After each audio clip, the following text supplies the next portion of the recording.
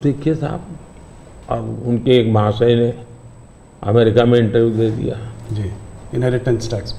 तो inheritance tax की बात ले आए, 55% टैक्स आपकी प्रॉपर्टी। अब मैं विकास और विरासत की बात कर रहा हूँ, ये विरासत को लूटने की बात करते हैं। तो मैं और वेल्थ रिडिस्ट्रीब्यूशन की बात करते हैं, और उनके आज तक का इतिहास है, वो करेंगे क्या? तो फिर मेरी जिम्मेवारी, मेरी रिस्पॉन्सिबिलिटी है कि मैं देशवासियों को बताऊं कि भाई ये इस दिशा में ले जा रहे हैं। अब आप तय कीजिए, जाना न जाना जनता जनार्दन का हक है, लेकिन मेरा दायित्व बनता है कि तथ्य के आधार पर, तर्क के आधार पर, उनकी हकीकतों के आधार पर मुझे बताना चाहिए, वो मैं बता रहा हूँ। सैम पिट्रोडा जी ने जो है इनहेरिटेंस टैक्स की बात की, जो हम लोगों की जमा पूंजी है, जब हम अपने लोग पूरा बचाते हैं अपने फैमिली के लिए, जब हम उसको अपने आने वाली जनरेशन को देंगे तो उस पर भी टैक्स लगेगा, और ये टैक्स बहुत बड़ा टैक्स हो सकता है। तो क्या आप कहेंगे कि बीजेपी अगर आएगी तो इस टैक्स को कभी नहीं लागू करेगी? भारतीय जनता पार्टी क्या करेगी, हमारे मैनिफेस्टो में साफ हमने लिख करके लाए हुए।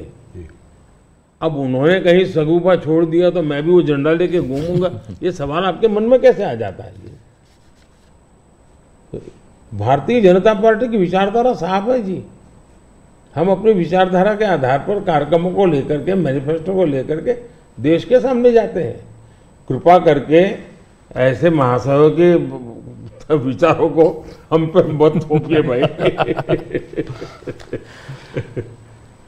मोदी जी, राहुल गांधी ने एक बात और कही है, वो कहते हैं कि जब वो सरकार अगर उनकी आएगी तो वो एक नेशनल एक्सरे कराएंगे। इसी से जुड़ा सवाल है, इसीलिए मैं पूछना चाह रहा हूँ, एक नेशनल एक्सरे कराएंगे। बात सिर्फ कास्ट सेंसस की नहीं है जो कि वो करते आए हैं, उस पर भी मैं आपका मत जानना चाहूँगा, मगर बात वो कहते हैं इससे आगे है।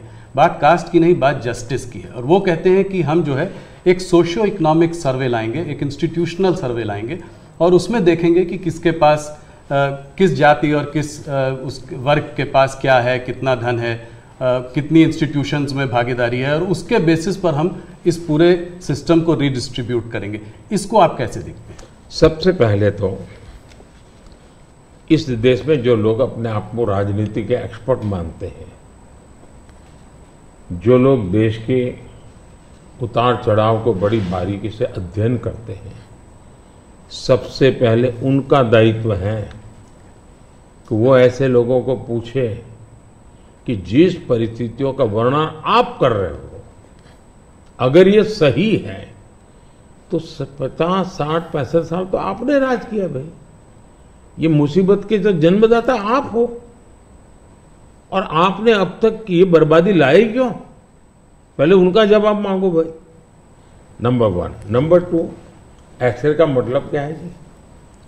मतलब हर परिवार में जाना, घर घर छापा मारना, अगर किसी अनाज के डिब्बे में किसी महिला ने अपने गहने छपा के रखे हैं, उसको भी एक्सरे किया जाएगा, उनके गहने ले लिए जाएंगे, जमीनों का हिसाब किताब किया जाएगा, और फिर उसको रिडिस्ट्रीब्यूट करेंगे।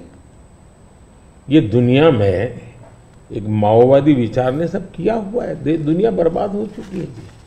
ये पूरी तरह अर्बन नक्सल उस सोच का सीधा सीधा प्रकटीकरण है, और इसलिए मैनिफेस्टो आने के 10 दिन तक बाद भी ये जो जमात आए दिन लिखापट्टी करती है ना, वो चुप रही, उनके प्रोटेक्शन में चुप रही है।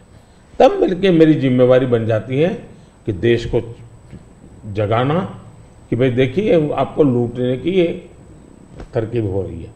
और दूसरा पार्ट है, डॉक्टर मनमोहन सिंह जी वगैरह, उन्होंने हर बार कहा है कि भाई जो भी संपत्ति होगी इस पर पहला अधिकार किसका होगा।